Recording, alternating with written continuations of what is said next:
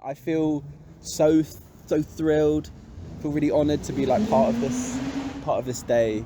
Yeah, we had people from across the whole country come down who've been part of these different campaigns that have all been very localised. Been doing assemblies in their different communities that they've heard about Assemble, and they haven't come to an event before. And I feel that what we did today was just the first step of trying to create a different alternative mandate, if you like, for the people's will and the people's voice. I just spoke about the Chartists were deeply inspired by their work. They came up with a charter of 5 demands, and in a similar way we had this House of the People event to help bring forward 5 key demands for a broader social movement. And today it was just about setting the topics for what will eventually be a proper citizens' assembly. That is, people selected like a jury, they get given evidence, they can hear from different scientists and experts, from testimonials from ordinary people who are affected by the choices they make.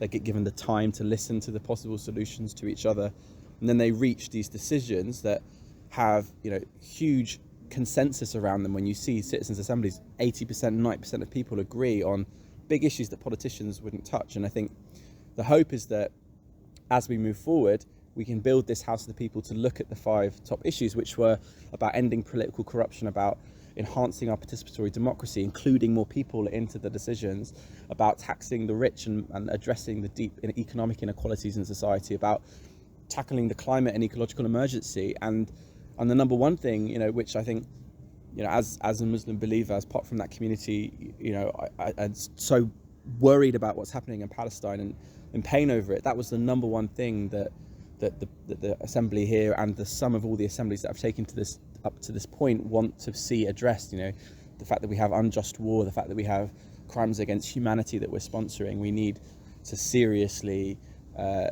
look at that and have an alternative people's voice for how we want our country to be run. So it was just the start of something, but I feel really happy with how it ended up, basically.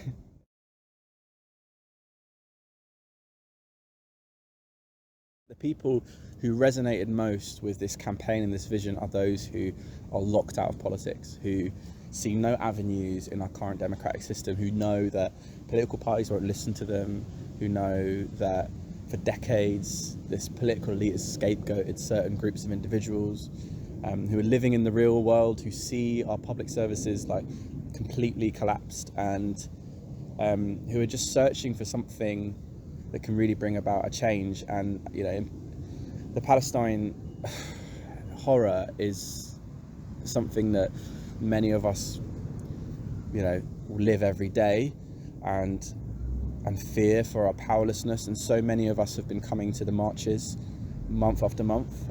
We've started to do assemblies at these marches to decide on what to do next, and how we move from just walking down the street to acting in collectively. So that's all part of what we want to do in Assemble. And I think we just feel more affirmed that what is invisible in our society, that is to say what people actually want, can be brought up to the surface by using these assemblies.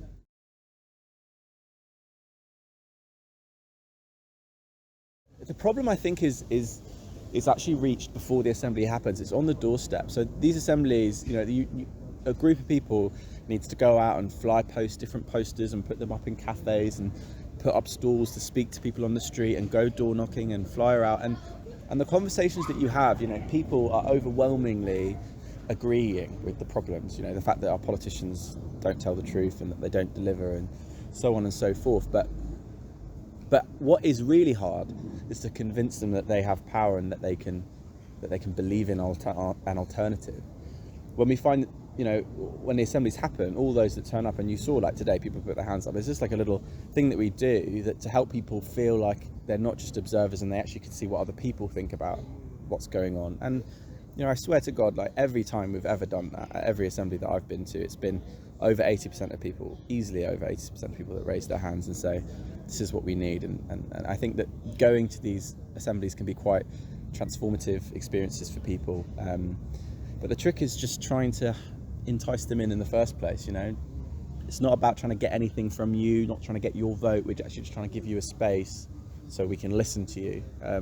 and that trust isn't there because people don't trust anything. So anything political, I mean. So yeah, we just need to keep trying and keep working and build this movement slowly but surely.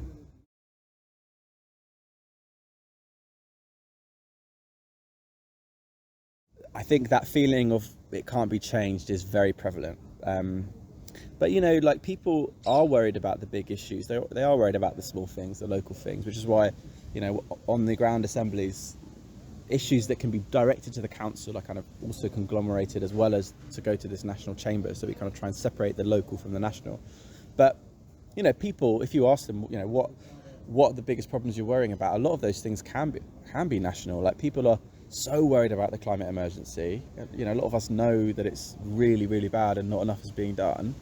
But the problem in our society is that we have no space to talk about the biggest problems that we're experiencing, to talk about the stuff that's happening in Westminster in our TV screens, in our news. We have nowhere to reconcile the fact that we just voted in an election which was already written before it started of who was going to win. And despite the fact that the country overwhelmingly voted for alternatives to the two parties, that wasn't the story that was picked up, and it's not like you would know. So we have to create these spaces ourselves, and then when people come into them, they have this amazing experience because for once they get to say what they think about the country and what's wrong with it.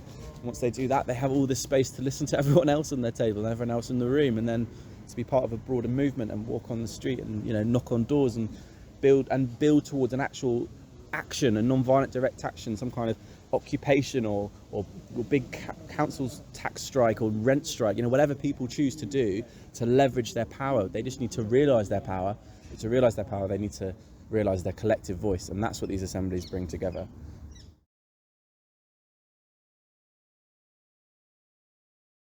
There's a question you may have, which is, does the media influence the public or does the public influence the media, right?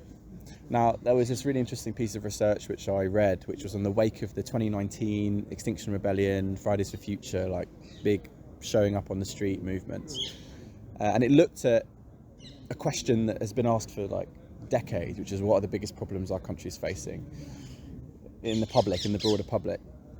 And to make a long story short, it found that, including nature documentaries and politicians talking about things and newspapers writing articles and big global summits and temperatures rising and unemployment. It looked at all these different factors, and it actually found that the only thing that affects people's perceptions of how urgent the climate emergency is, how important it is to address the environment, the only thing that has a sustained impact on people is actually non-violent direct action. It's sustained mass protests. It's people turning up on the street.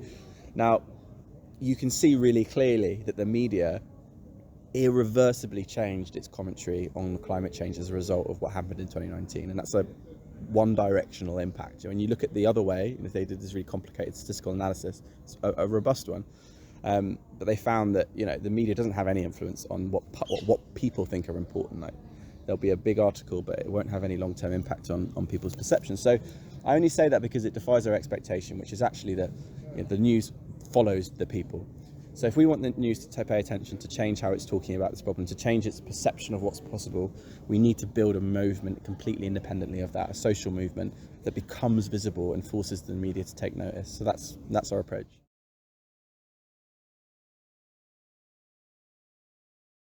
I definitely think that independent and new forms of media are essential, but I'm sure you'd be the first to say it's a hard slog, right? Isn't it? Like, it's the reason our news is the way it is because there's like 4 billionaires that own all of the companies. So like, if you're not a billionaire, and I hope you're not, it's not going to be easy to break through this monopoly. But I guess it's dual parallel. We need to build alternative power, build alternative networks, alternative systems, communication, and then the big whales will have to take note because they're just immersed in a system. And so, we just need to trigger enough defections in society to cause a cascade. That's the theory, right? It's the theory of non-linear revolutionary change in societies, tipping points. Same problem that's, drawing our climate to be on the brink. It's I'm going off on one, but I'm only saying because as a physicist, that was my work. It was looking at non-equilibrium statistics and tipping points, and in society we need tipping points too, but for good.